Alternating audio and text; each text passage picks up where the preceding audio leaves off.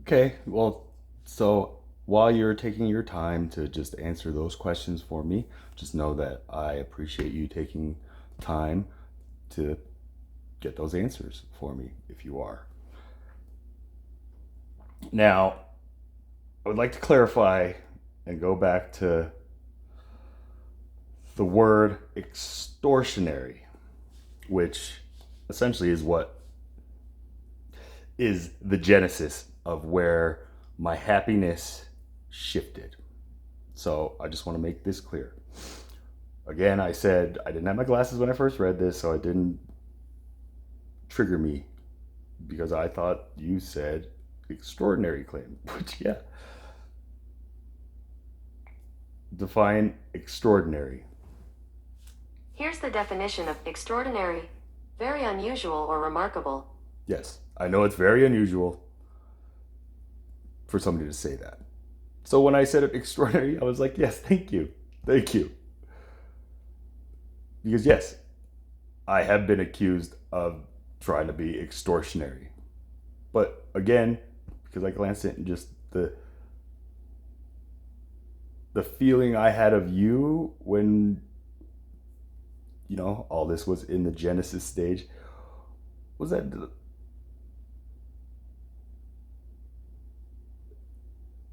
even though it said extortionary, my heart saw extraordinary. That's God. Now, when again, I was sitting here waiting to have this conversation, we know how the events turned out. I went back through to try to start answering these questions, and I was looking at it more carefully. And so when I saw that it wasn't extraordinary, it was extortionary. Define extortionary. According to dictionary.com, extortionary is an adjective used to describe things involving extortion, the act of using violence, threats, intimidation, or pressure from one's authority to force someone to hand over money or do something they don't want to do. Okay.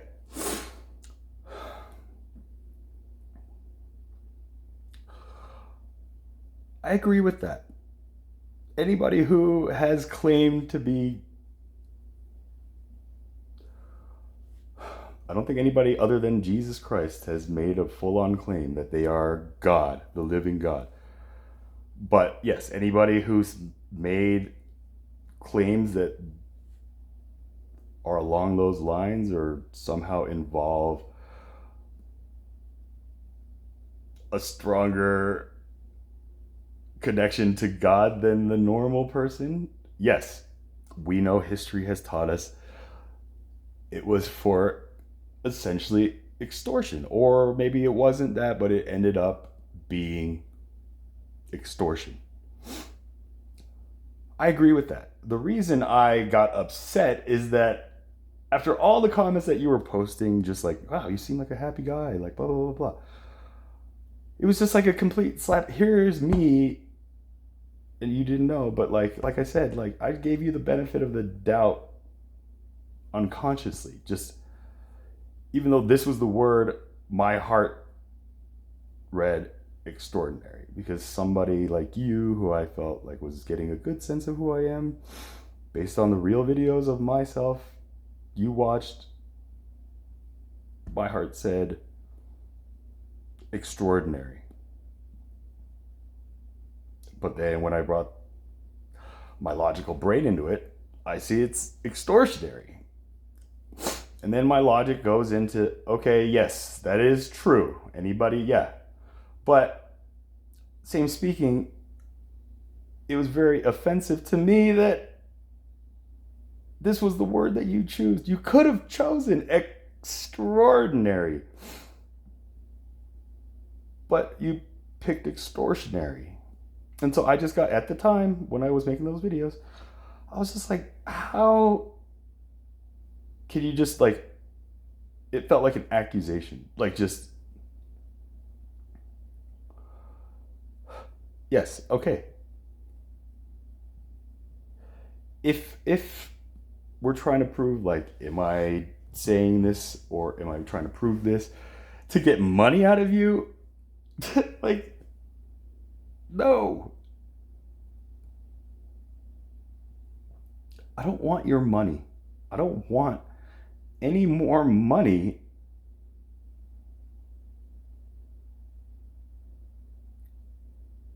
Especially coming from this identity of myself, because this is, I've been a comedian. That's an identity where I'm trying to make money doing comedy. So to be accused of like making this identity of myself known to the public and saying that I only identify myself as this because of extortionary intent, that's where I just lost it. And so forgive me if the sense of who I am kind of got misconveyed in those videos. I can understand that. But again, I have a grand plan. I know it's all going to come together, with or without you. I hope it does with you. But again, just to speak my truth and explain why I did what I did, this is why. I'm making this video because, like I'm sure you and all the followers who are like watching these comments is like, who is this Asian guy who's just like bullying you? And I don't want you to look at me as a bully. I'm not. I'm more of like the father you need just to like get you on the path that does good. Not for only you, but for the greater good of humanity. And with that said, when I, in my research of who is this person I was like so eager to have a conversation with, I went to your about page or section on your channel. I, opened up your lobsterist link, printed it out. I saw that you had a book. And again, these are just the accounts of, at the time, this is my reasoning. This is what I was thinking. This is my testimony. And again, at this time, I printed it out. I was putting it back to read it. And I didn't read it until I got stood up for a conversation. So yeah, anybody who's been stood up knows what you do. You just go through like, what? Who's this person to stand me up? Like, so if you can understand that, it's human nature. Where I got upset, or where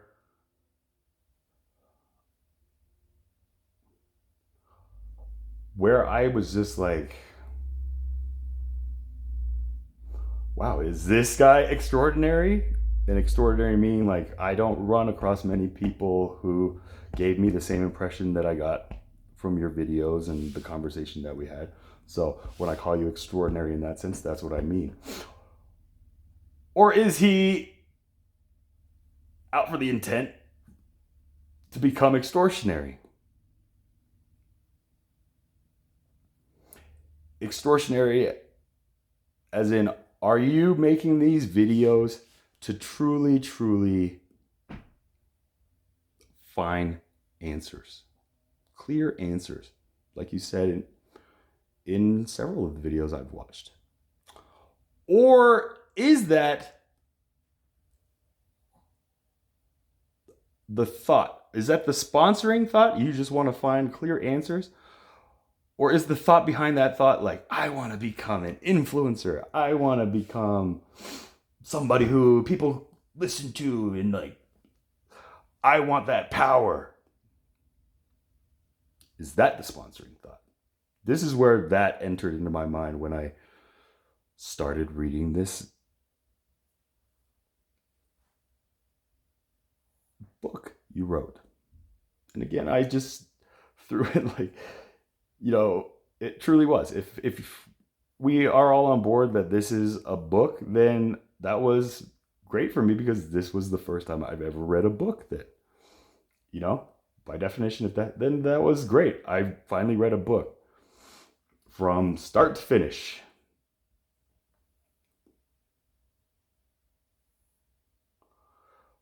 But then I asked myself after reading that book, like, what did I just get from reading that book? I didn't become a lobsterist. I got all these questions that are just like making me doubt my intuition of who you were. I just didn't get anything beneficial from reading this creation you displayed.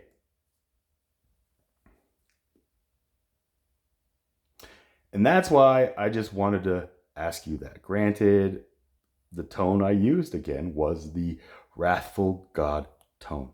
But consider this is like the Jesus tone of, like, I'm just asking my brother, like you asked in your God's questions, like, have you always been able to create? And if so, like, you remember what I'm talking about? It's just like, I'm an artist, I'm a comedian, like, I'm a creator. And if this helps kind of put some perspective on what I'm talking about, I don't play these games, but I know Minecraft is a very popular game amongst adults, amongst pretty much everybody here in the world.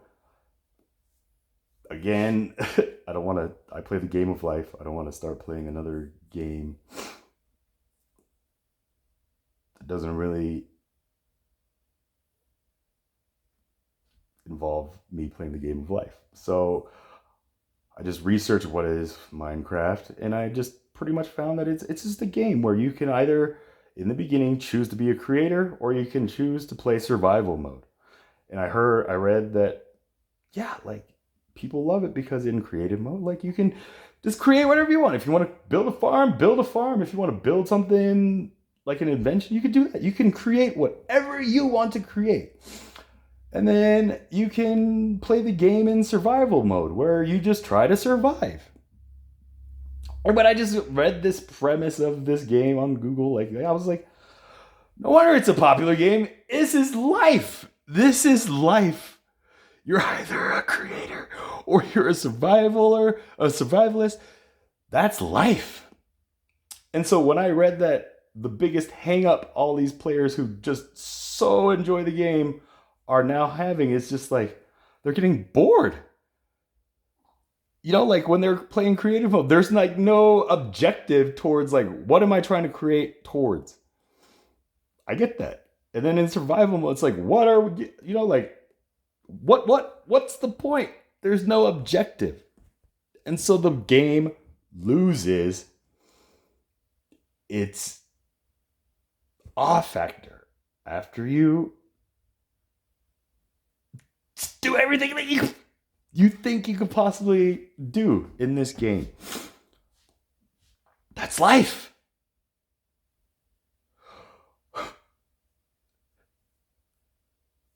I've been able to just do everything I've wanted to do, everything I never even thought I could do. After all that, like, I got to a point where I'm just like, man, like, all the things I had on my bucket list, I'd like knocked out. The only 3 things left on my bucket list is to become Santa Claus, win the Nobel Prize, and get on Shark Tank. Those are my 3 bucket list items left. I shared that bucket list with my brother when I realized, like, holy crap, I just like went through all the bucket list. And now I should mention, like, the bucket list items before were just like really superficial stuff. Like, oh my God, I want to like have a girl like pursue me and like just, and like, and then I want to do comedy, make people laugh. I want to heal from all this pain that I was feeling.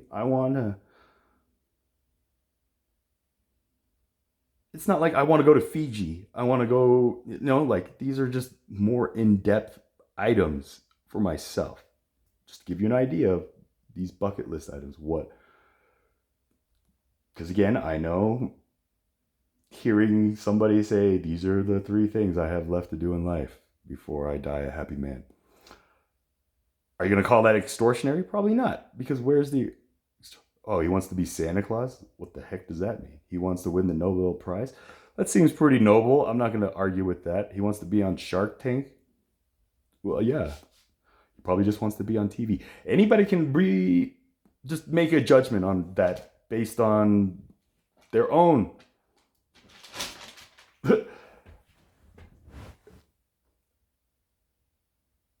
But are you just going to stop there, or are you going to try to figure out if your assumptions are correct? So again, here's another open door for you to come back into this conversation. But again, I still stand firm. The Bible says God is love. Therefore, that's the focus I'm going to put on. This question between atheists and theists is just, what kind of creator would do this? It's like, no, God is not the creator. God is love. This is the argument. God is love. If we want to talk about God the creator, then yes, I am God the creator, and I will make that argument. But the original claim of I am God that you put is extortionary. Okay, I accept where that came from. I explained why I disagree. I provided proof, testimony on my stance of that. And with that being said, essentially, if I tell you apples are red, cherries are red. Therefore, apples and cherries are both red. That argument has to hold up logically, right? Like, now, and again, correct me if I'm wrong, it feels like the reason you are saying it's extortionary is because I'm making the assumption that red is apples and red is cherries. Therefore, cherries and apples are red. Is that a safe explanation of what you are thinking is making my claim extortionary rather than just extraordinary? Does that make sense? So if you could also answer that before having this conversation again with or without you, that would be very beneficial, I think, for both of us and for all the viewers. So if you can feel that, please provide those answers for me as well.